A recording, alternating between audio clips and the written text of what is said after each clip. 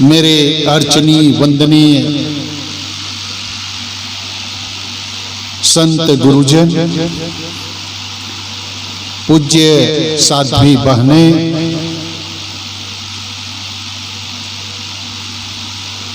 मुदमंगल में संत समाज, सत्संग में विराजमान भाइयों बहनों बच्चों, आज थोड़ी चर्चा करूंगा कबीर पंथ और दूसरे पंथ में कुछ खासियत। कबीर पंथ की क्या खासियत, हम क्यों उनके साथ इतने जुड़ गए, उसका कारण क्या है। एक चीज पहले मैं बता दूं, जब किसी संत के पास जाओ या किसी संत आश्रम में जाओ, ये तीन व्यक्ति बन के मत जाना। एक है हुकुमचंद, हुकुमचंद बन के मत जाना, हुकुम करना किसी के ऊपर। दूसरा है ज्ञानचंद, संत के पास जाओ तो ज्ञान देने के लिए मत जाओ, ज्ञान लेने के लिए जाना हो। और तीसरा है रायचंद, ऐसे भी लोग जाते हैं, हुकुमचंद मत बनो, ज्ञानचंद मत बनो और रायचंद मत बनो। नफरत सिंह तो कभी मत बनो। कई लोग नफरत सिंह भी बनते हैं, कई लोग निंदक कुमार बनते हैं, निंदा मत करो। किंतु क्या बन के जाओ, श्रद्धानंद बन के जाओ। क्या बन के, श्रद्धानंद। प्रेमचंद बन के जाओ भाई, प्रेमचंद। विनय कुमार बन करके जाओ, विनत हो जाओ। सेवक राम बन करके जाओ, तब कुछ मिलेगा, ऐसे नहीं मिलेगा। सदगुरु कबीर साहब को संत सम्राट कहा जाता है, संत मत के प्रवर्तक कहा जाता है। अब संत मत क्या चीज है, खास उसी को बताना है। संत मत क्या है, उसके 5 खासियत है। कितने? 5। गुजरात में 5 को ऐसे ऐसे करते, मतलब 5 हो गया। और 7 कहना है तब क्या करेंगे, ऐसे बता देंगे, वहां के लोग समझ जाते हैं। 10 कहने तब क्या करेंगे, दोनों हाथ में ऐसे भूपू नहीं बजाते, ऐसे 10 हो जाते। संत मत के 5 खासियत। पहली खासियत, जो बातें आपको कहनी है वो लोगों की भाषा में कहना। कबीर साहब के पहले ऋषि मत था, ऋषि परंपरा था। ऋषि परंपरा में सब के सब संस्कृत में कहते थे, जनता कुछ जानती नहीं थी, समझती नहीं थी। कबीर साहब पहले महापुरुष हैं जो साखी दोहा कुछ लिखना किया तो लोगों की भाषा में कहा, अपनी भाषा में, जनता की भाषा में। उसके पहले जितने शास्त्र है आप देख लीजिए, सब संस्कृत में। और संस्कृत की पुस्तकों का पहला अनुवादक कौन है जानते हो? गोस्वामी तुलसीदास जी। ये रामायण की रामचरितमानस आज गांव-गांव में पढ़ते हैं, यहाँ भी हो रहा है। वो अनुवाद है, उनकी खुद की नहीं है, बीच बीच में अपना डाल दिए हैं मसाला, वो अलग चीज। किंतु वो वाल्मीकि रामायण, अध्यात्म रामायण का वो अनुवाद है, पहले वो संस्कृत में है। पहला अनुवादक है गोस्वामी तुलसीदास जी। और गोस्वामी तुलसीदास जी कब आए इस धरती पे जानते हो? कबीर साहब के 100 साल बाद। हाँ, उसके पहले कबीर साहब हो गए। तो पहली संत मत की पहले खासियत क्या है, जनता की भाषा में अपनी बात कहना। दूसरी खासियत क्या है, सहनशीलता। पहले ऋषि लोग सहनशील नहीं थे, तुरंत श्राप दे देते थे। गलती भी उन्हीं की, कई जगह नहीं आता है। दुर्वासा ऋषि को कहीं बुलाए थे बेचारा, और खुदे देर किया आने में। पंडितों ने कहा कि थोड़ा समय जा रहा है, ऐसा कीजिए। दुर्वासा जी आए ने थोड़ा पानी का आचमन ले लो, बस पानी का विधि पूरा करना था। किंतु अब जैसे पानी पिया और आया दुर्वासा, वो अपना अपमान समझा, मेरे आने के पहले पानी पी ले, श्राप दे देता है। और इतना खतरनाक श्राप देता है। पहले के ऋषि परंपरा में आशीर्वाद श्राप इसी से भरा हुआ है। पुराण की कथा, संत मत किसी को श्राप नहीं देते। सदगुरु कबीर साहब को ऐसे कबीर साहब ने कहा है, सांच कहो तो मारण धावे, झूठे जगपतिया ना हो। मैं सच्ची बात कहता हूं तो लोग मारने के लिए दौड़ते हैं। कबीर साहब को जरूर किसी ने मारने के लिए तो दौड़ा रहा होगा। कबीर साहब कभी झूठ नहीं बोलते, किंतु किसने मारने के लिए दौड़ा था, कौन था वो आदमी, इसका नाम कबीर साहब नहीं लेते। उस समय राजा थे सिकंदर लोदी, और थे मुसलमानों का वर्चस्व था, पंडितों का भी वर्चस्व था, किंतु कौन आदमी मारा ये साहब नहीं कहते, वो निंदा नहीं करते, किंतु मारण धावे। सच्ची बात कहता हूं तो लोग मुझे इसका मतलब 52 कसनी की बात जो आती है कबीर साहब के लिए, वो क्या है, वो महिमा परक लिख दिया गया है। महिमा परक बताते हैं वो अलग चीज। देखो महिमा अलग चीज है। महिमा मतलब होता है एडवर्टाइज। आप लोग देखे होंगे निर्मक साबुन जानते हैं, बड़े बड़े हीरोइन को नहलाते हैं उसमें, टीवी में हम देखे हैं। वो साबुन से नहाओगे तो ऐसा हो जाएगा बस। और जब जो हीरोइन लोग वो साबुन को देखा भी, छुआ भी नहीं, एडवर्टाइज। तो एडवर्टाइज से वो हकीकत नहीं होता है। जो कथा लिखी जाती है और इतिहास होता है, दोनों में अंतर होता है। उसको महिमा परक लिखा गया अलग, किंतु कबीर साहब को सचमुच लोगों ने बहुत परेशान किया।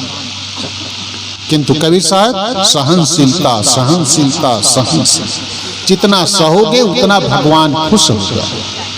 तीसरी खासियत क्या है, जात पात पूछे नहीं कोई, हरि का भजे सो हरि का, वो ये खासियत है संत मत की। पहले कौन लोग थे, सब पंडिते लोग अपना एकाधिकार कर लिए। कबीर साहब ने कहा नहीं, ऐसा नहीं, जो हरि का भजन करेगा वो बड़ा होगा। केवल अमुक जात में पैदा होने से कोई बड़ा होता है ऐसा नहीं। हम किसी आदमी को जब कोई मर जाता है और जब उसके श्रद्धांजलि में जाते हैं, उसके लिए चर्चा करते हैं, तो कैसे करते हैं, बड़ा सुंदर आदमी था, तो सुंदर आदमी था तो क्या वो बहुत हैंडसम था, ब्यूटीफुल थी, ऐसा कहते हैं क्या? सुंदर आदमी का मतलब क्या, उसका दिल बड़ा बढ़िया था, उसका आचरण बढ़िया था, उसका व्यवहार बढ़िया था, उसका गुण बढ़िया था, उनका स्वभाव सुंदर था, उससे आदमी सुंदर होता है। तो यहाँ पर क्या है, जात पात बिल्कुल कबीर पंथ में, कबीर पंथ में तो है नहीं, किंतु कई जगह उसको भी लोग पकड़ लिए थे। कबीर पंथ में भी जात पात घुस गया था, किंतु हमारे सदगुरु हुए सदगुरु श्री अभिलाष साहब जी, उन्होंने पंडित के घर में जन्म हुआ, ये तो सौभाग्य का था, जिससे लोगों ने उनकी बातों को सुना और उन्होंने इतना उसके लिए इनकलाब किया कि जिन लोगों को जात पात से अलग अछूत मानते थे, उन्हीं लोगों को अपना रसोइया बनाया। और इलाहाबाद में आप जाओगे तो वहां बोर्ड है, एकदम पत्थर में ही लिखा गया है, बिल्कुल सोनेरी कलर में, इस आश्रम में किसी को जात पात नहीं पूछना है। ये पहला सूत्र, पूरा बोर्ड लिखा। राजनीतिक नहीं चर्चा करनी है। मैं खुद अपने गुरु भाइयों का जात कौन है नहीं जानता हूँ, सैकड़ों की संख्या में है। आदमी आदमी है, ये संत मत की दूसरी खासियत। तीसरी खासियत है कि हरि का भजे सो हरि का होए। चौथी खासियत क्या है, चौथी खासियत है, ऋषि लोग कहाँ रहते थे, जंगल में। आज हम लोगों को भी बहुत से लोग उलाहना देने वाले मिल जाते हैं, महात्मा हो गए हो, गांव का है, तो जंगल में पड़े रहो। किंतु कबीर साहब ने कहा नहीं, जंगल में रहोगे किसका कल्याण करोगे, समाज में आओ, समाज के बीच में रहो। इसलिए जितने भी आपको कबीर आश्रम मिलेगा और फिर संत मत के आश्रम मिलेगा, जंगल में नहीं मिलेगा, ज्यादातर कहाँ मिलेगा, गांव में मिलेगा, सिटी में मिलेगा। गुजरात के हर सिटी में एक दो आश्रम है, जंगल में नहीं। अहमदाबाद में तो 16 आश्रम हो गया। कितने? 16 आश्रम हो गए। बड़ौदा में 7-8 आश्रम है, सूरत में 5-6 आश्रम है।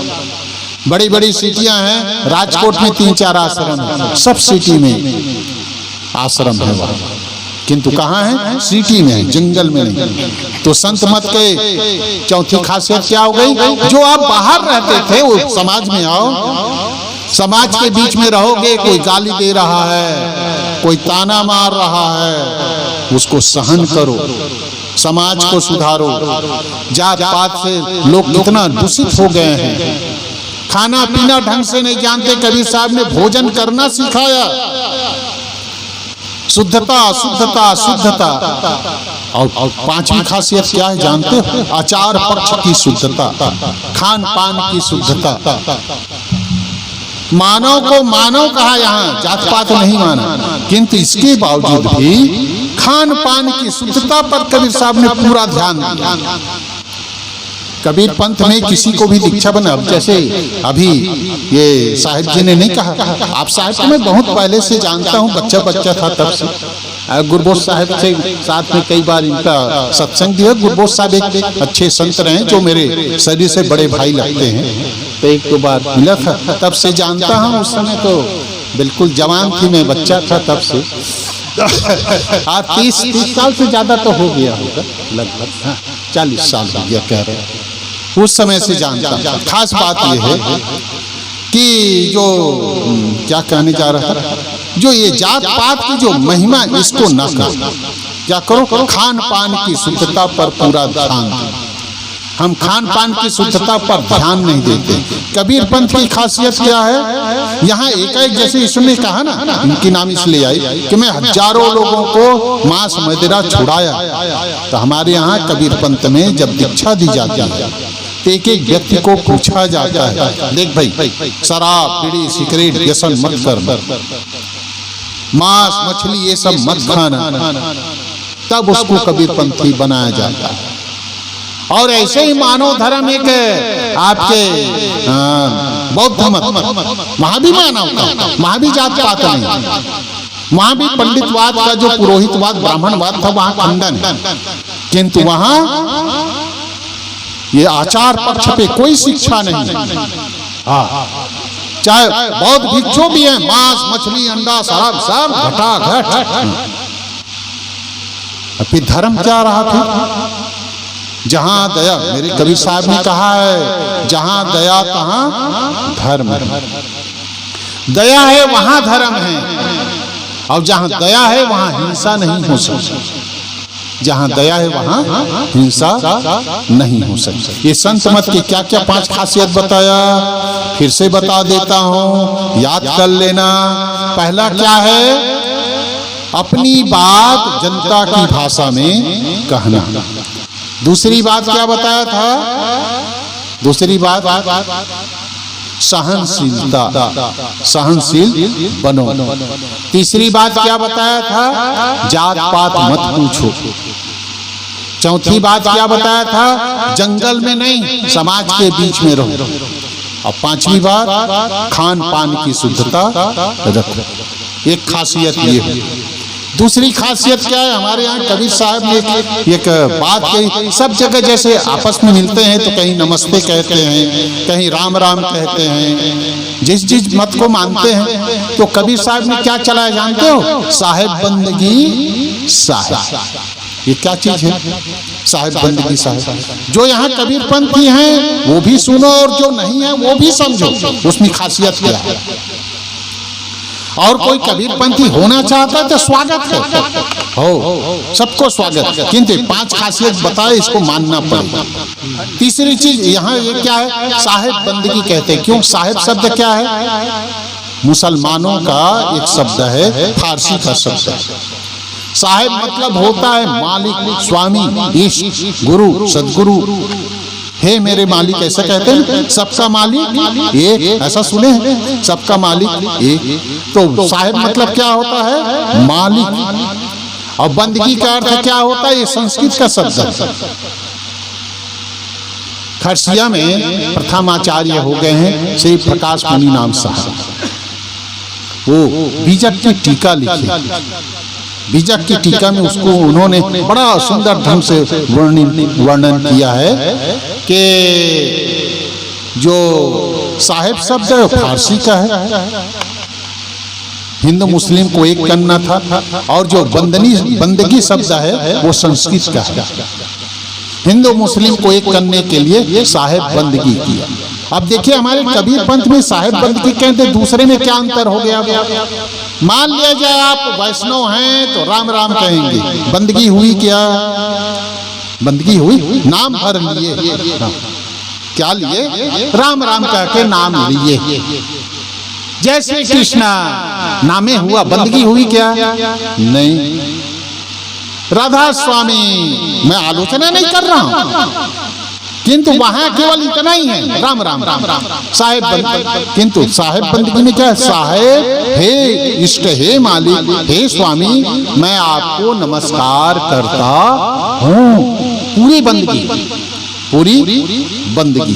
अच्छा, भी इसमें एक दूसरी खासियत बता दो। ऐसे हाथ करते हैं ना, ऐसे ऐसे करते हैं क्या? ये क्यों करते हैं पता है?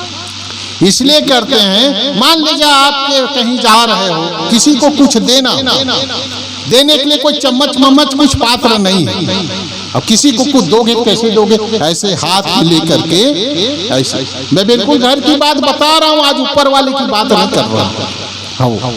ऐसे करके आप ऐसे दोगे ना, और आपको लेना है तब आप धोती नहीं पहने हैं, बिल्कुल वो बुशर्ट में आए हैं, आजकल पहनते हैं ना, कुर्ता इतना बड़ा छोटा सा और फुल पैंट। आप किसमें लोगे? हाँ चला हो तो ऐसे कर लोगे, ले लाओ। किंतु आप केवल हाथ है आपके पास, तब क्या करो? लेने के लिए क्या करोगे? तब भी हाथ पसारोगे, देते समय भी हाथ पसारोगे, लेते समय भी हाथ पसारोगे। ये क्यों है? आशीर्वाद देना है तो भी आप दीजिए, आशीर्वाद लेना है तो भी आप दीजिए। कबीर पंथ में एक साखी बहुत प्रसिद्ध है, बंदाओं सन्मुख पारखी। बंदाओं सन्मुख पारखी, शीश भेंट धरी हाथ, और वचन उचारो बंद। अरे बोलो ना भैया, आप लोग भी बोल दो, कोई बात नहीं। वचन उचारो बंदगी, सत्य प्रेम के साथ। ये सब जगह इसको कहा जाता है बंदगी के सब।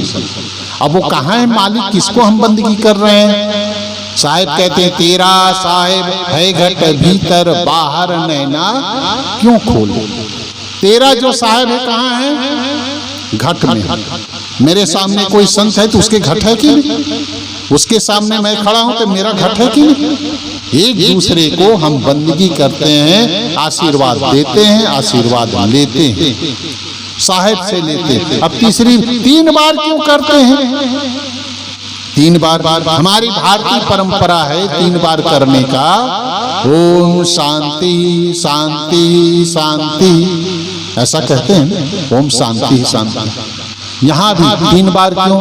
3 प्रकार के दुख हैं, दैहिक, दैविक, भौतिक। 3 प्रकार के दुख, तीनों प्रकार के दुखों से बचना। ये दैहिक, दैविक, भौतिक क्या है थोड़ा सा बता दूं। दैहिक मतलब देह में रोग हो जाता है, रोग होता है ना। भौतिक मतलब ये प्राणियों के द्वारा जो हमको कष्ट मिलता है। आज सुबह ही घूमने जाना है, ऐसा कहा तो हमारे साथी लोग कहे ये डंडा दे दो भाई, कुत्ते उत्ते ना मिल जाए। तो कहते हैं कुत्ता मिल जाएगा तो ठीक है, भालू मिल जाएगा तो। अब मुझे पता नहीं था इधर भालू आता है। अब मरने का डर किसको नहीं होगा? मुझे तो है भाई थोड़ा थोड़ा। अरे भाई बढ़िया जी रहा हूँ, उसमें कोई प्राणी आके मार दे तो डर काहे नहीं लगेगा? है उसको बता रहा। अब उसके लिए डर है कह के डर पोकना आदमी है ऐसा कहोगे तो भी कोई बात नहीं है। ये प्राणी के द्वारा जो कष्ट मिलता है उसको क्या कहते हैं? भौतिक। दैविक ताप किसको है? प्रकृति के द्वारा जो कष्ट मिलता है, प्रकृति के द्वारा। जैसे भूकंप आ गया, अभी तुर्की सीरिया में बहुत बड़ा भूकंप आया है, जैसे गुजरात में आया था, उससे भी बड़ा रूप भूकंप, कई बिल्डिंग, हजारों बिल्डिंग नाश हो गया है। ऐसे 25-26 हजार मर गए, ऐसा कहते हैं कि 2 लाखों में मर गए दब तक। ये किसने गिराया? कोई आदमी ने गिराया क्या? नहीं, प्रकृति की तरफ से। कई बार बाढ़ बहुत आ जाती है, बाढ़। अच्छा, ये चीज इसी में और बता देता हूं। अभी जो प्रकृति का दुख आया, ये तीनों के बचने के लिए कबीर साहब ने कहा 3 बार बंदगी करना है। कैसे करना है? अब आजकल कई लोग बंदगी कैसे करते, खड़े खड़े ऐसे कर दिए, ये घुटन को ऐसे, अरे खुजला रहे हो क्या किसी के घुटने को भाई? अरे बंदगी करो तो सत्य प्रेम के साथ। देखिए 2 चीज लगा है, सत्यता भी हो और प्रेम भी हो, तब ये कबीर पंथ की खासियत समझ गए हो। खाली हाथ जोड़ के ऐसे नहीं है, बड़ा विधिवत बंदगी है, साहेब की बंदगी पड़ा विधिवत। अब इसी में अब थोड़ी बात कर दे। अब भगत कौन हो सकता है? भगत किसको कहेंगे? कबीर साहब की एक साखी है, उस पर मैं कल ही कह दिया था, मैं अपनी बात नहीं कहता हूँ। कबीर साहब की जो बातें हैं वही बातें रखता है। भगत किसको कहेंगे? अब कबीर साहब ने कहा, करे विवेक सोई जन बंदा। एक तो बच चुका है, थोड़ा और कर लेते हैं। करे विवेक सोई जन बंदा। जो विवेक करता है, बंदा मतलब होता है भगत। बंदा मतलब भगत। अपने यहाँ आरती गाई जाती है, उसके बाद 5-6 साखियां हैं, तो आखिरी में एक साखी आती है, साहिब के दरबार में कमी काहू की नाय, और बंदा मोहि पावे नहीं चूक चाकरी माही।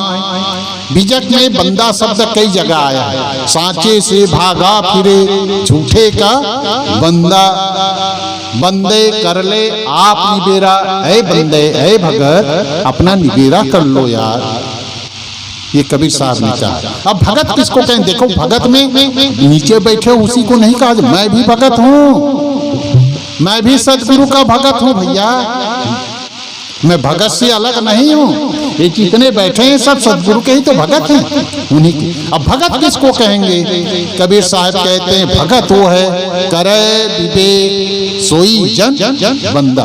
जो विवेक करता है, परख करता है, चकासनी करता है, कबीर साहब कहते हैं वो बंदा। केवल माला पहनने वाला भगत नहीं, केवल माला पहन लिया इतने से भक्ति नहीं होती है। किससे होती है? विवेक करो। एक एक चीज, कल भी मैं चर्चा थोड़ी की थी, विवेक एक एक चीज पर। जैसे जीवन है, ये शरीर है, जीवन है, तो जीवन कैसे बना, इस पर विवेक करो, चिंतन करो। शरीर क्या है? 5 तत्वों से बना हुआ है। अंदर में कौन टमन टमन बोल रहा है? वही आप हैं। उसी को कल में कहा था ना, अंतर ज्योति, याद दिलाया कबीर साहब। उसको क्या कहते हैं? अंतर ज्योति। और वो जब तक है तब तक आप बोलेंगे। आंख देखती है क्या? नहीं, आंख देखती तो मुर्दा भी देख लेता। कौन देखता? आंख से देखता है, आंख देखती नहीं। आंख से देखने वाला अंदर बैठा है। विवेक करो, कौन है वो? अंदर बैठा है वो। अच्छा, एक चीज और कहता है, जन्म के समय कैसे हुआ आप जानते हैं? कोई बता सकते हो आप जन्म कैसे लिए हैं? दूसरे का जन्म को बता सकते हो, अपना जन्म बता। जिस समय मैं माँ के गर्भ से बाहर आ, मुझे अनुभव नहीं, मुझे अनुभव नहीं, कोई नहीं जानता है। मेरा ख्याल बाहर आ जाता है कि तकलीफ होती तो के करके बच्चा रोता, और दुनिया भर के सभी बच्चे वैसे से रोते हैं। ये भी समझ लीजिए, इस गांव में, लोहड़िया गांव में जन्म लिया होगा वो भी वैसे से रोया होगा, और बड़ौदा में भी जन्म लिया होगा वो भी वैसे ही रोया होगा। जन्म लेते समय किसी को पता नहीं, क्यों? वो प्रकृति की देन है, प्रकृति की ओर से आया, प्रकृति का एक अपना नियम। और मरते समय कोई बता सकता है क्या मैं अमुक जगह जा रहा हूं? कहता बता सकता है कोई? आज तक बताया किसी ने? और किस द्वार से निकला, ये तो बेकार के कई जगह कल्पना कर देते हैं। मरते कोई तो लकवा जैसे हो गया, ऐसे मुंह हो गया, अरे मुंह से निकल गया भैया ऐसे जीव। अरे जब यहाँ से पसीना निकल सकता है, चमड़ी से पसीना, तो छेद है तभी तो पसीना निकला। तो क्या वो पेट से जो यहाँ सीने में बैठा हुआ मेरा मालिक बैठा है, उसको निकलने के लिए क्या आँख नाक कान चाहिए क्या? नहीं, आँख नाक कान इंद्रियां हैं। 10 द्वार इसलिए कह दिया जाता है लोगों को समझाने के लिए, किंतु किस द्वार से निकलता है कोई पता चलता नहीं। मैं मरते देखा हूँ, बिल्कुल उसके सामने बैठा हूँ।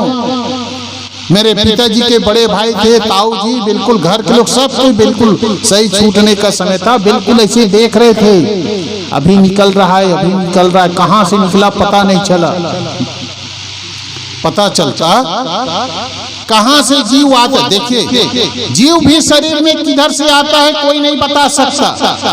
गर्भधारण कैसे होता है इसकी व्याख्या तो कर सकते हैं, वैज्ञानिक है गर्भधारण कैसे होता है, आप लोग संसारी है जानते हैं, किंतु जीव किधर से घुसा इसकी चर्चा भी कई जगह करते हैं। तो केवल चर्चा के सिवा और कुछ नहीं है, कोई अनुभव नहीं।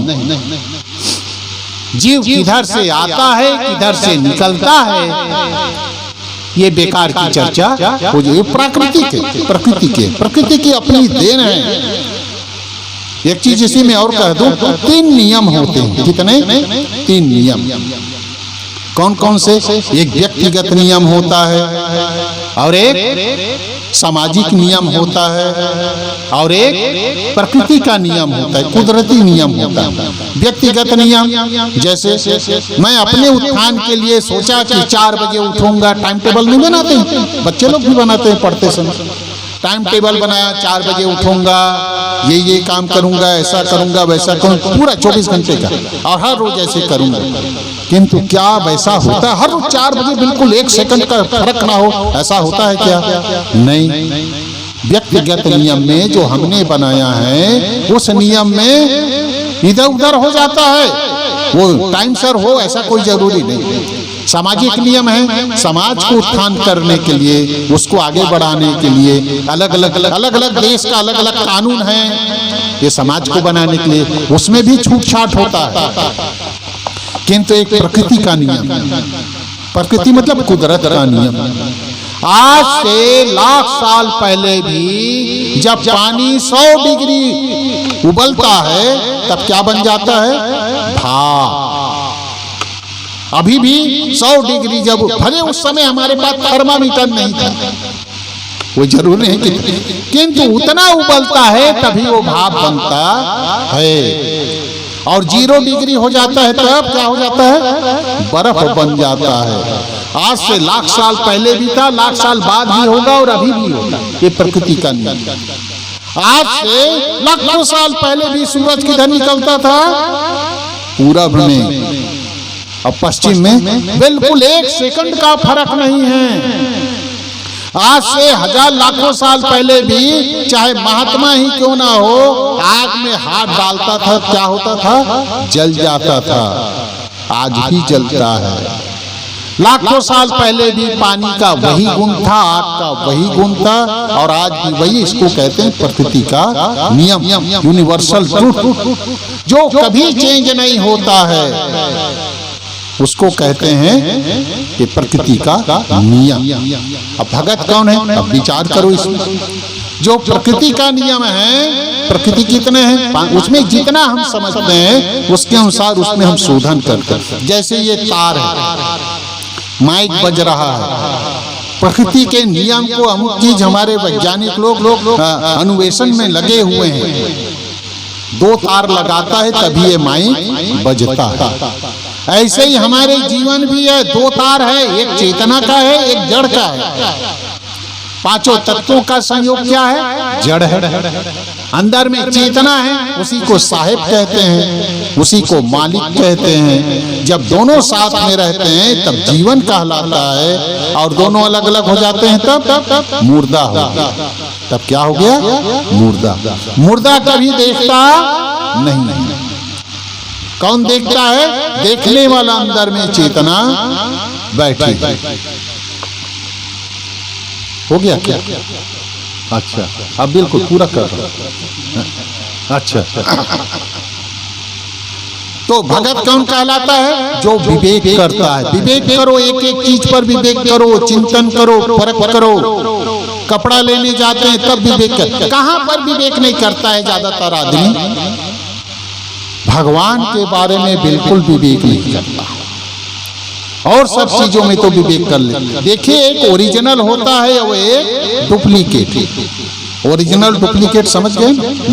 ये माइक है ओरिजिनल, तब यहाँ हेलो हेलो कह रहा हूं, वहां 100 गुना आवाज आपके पास जा रहा है।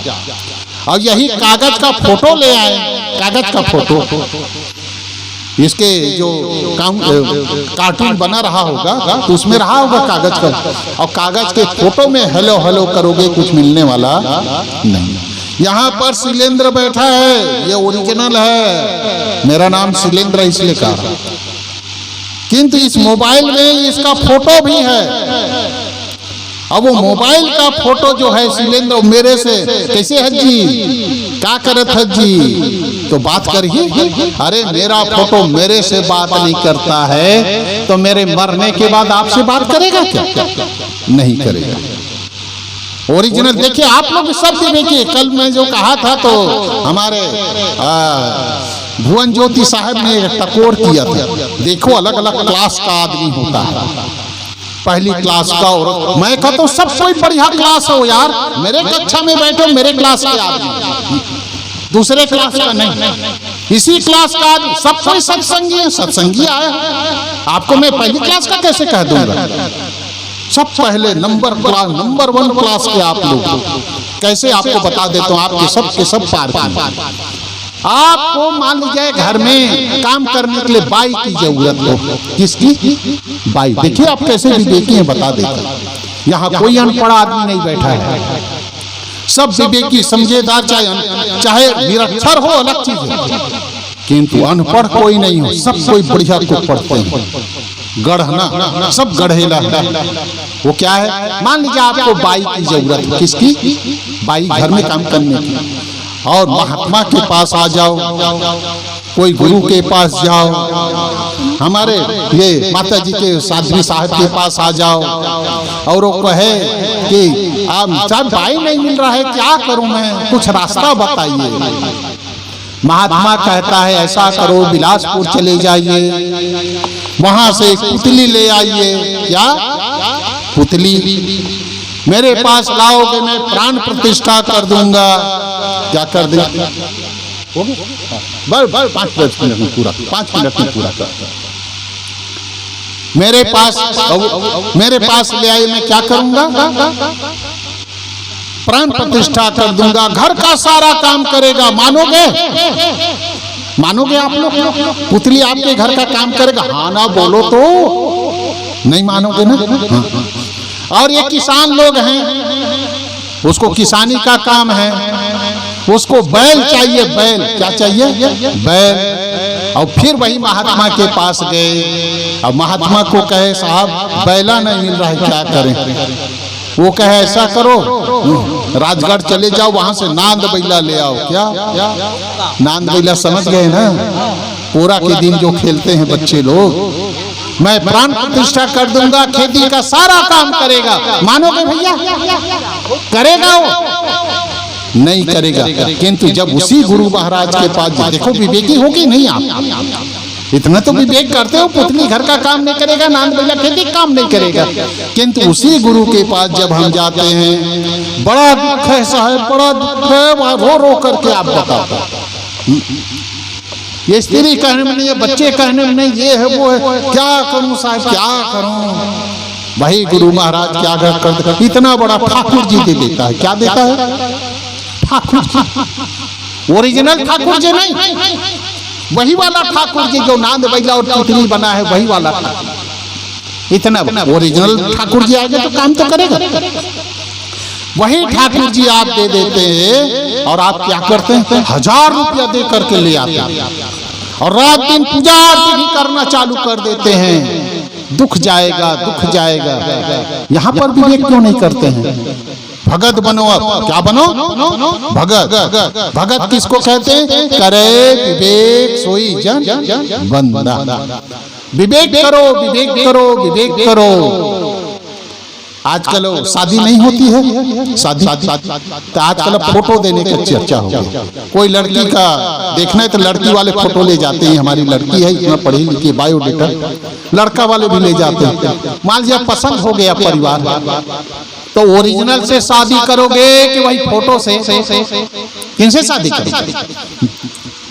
फोटो से नहीं करोगे। देख हमारी बहनें सब समझ रही है, यहाँ नाड़ी कोई नहीं बैठे, नहीं तो कह रहा।